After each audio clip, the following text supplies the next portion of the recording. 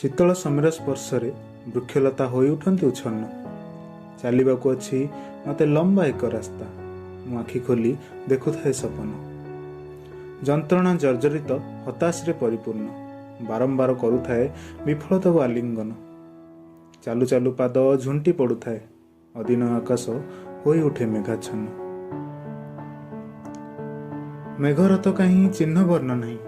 मेघर तो कहीं चिन्ह वर्ण नहीं। चाष जमी शोईथिला रोगाग्रस्त परी।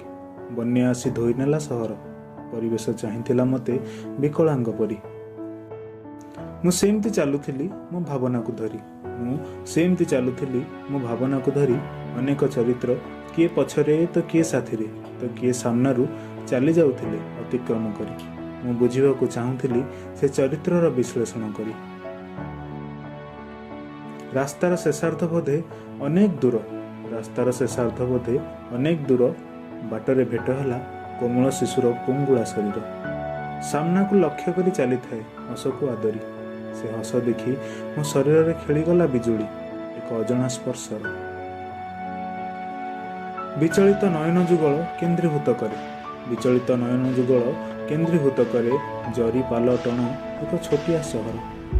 प्रेमिकार कोले मथा रखी पुओटीए करुथाए कलना गढ़िबाकू ता स्वप्नर नगर। अनेक चरित्र केते जे कहानी एठी रास्ता कड़े भी बंचुची जीवन। चालू चालू मोर पाद थकी जाए। एठी छोट लागे मो दुख और मो सपन। मु देखिछि अनेकों को कांदिबार प्रेम पाई तिल तिल होई जलिबार। मु शुणिछि अनेकों को जलुथिबा नियारे घिओ ढालिबार। एई तो दृश्यमान हुए लक्ष्यस्थल। मते चलिबाकू हेबो आउ किछि बाट। उत्कंठार सीमा टपी टपी जाए। पछकू चाहे तो रास्ता सारा रक्तर छिट।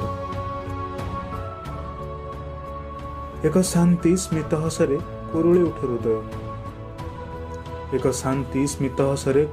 हृदय। लक्ष्यस्थल सतरे केड़े सुंदरमय। हसुथिला आकाश हसुथिले वृक्षलता चाहिथिला चाष जमी कहानी कहूथिला कथा। स्वप्न मोर हाथ धरी टाणी निए। ए कौन चलवाक अच्छी मते आउ एक लंबा रास्ता। हाँ चलवाक अच्छी मते आउ एक लंबा रास्ता।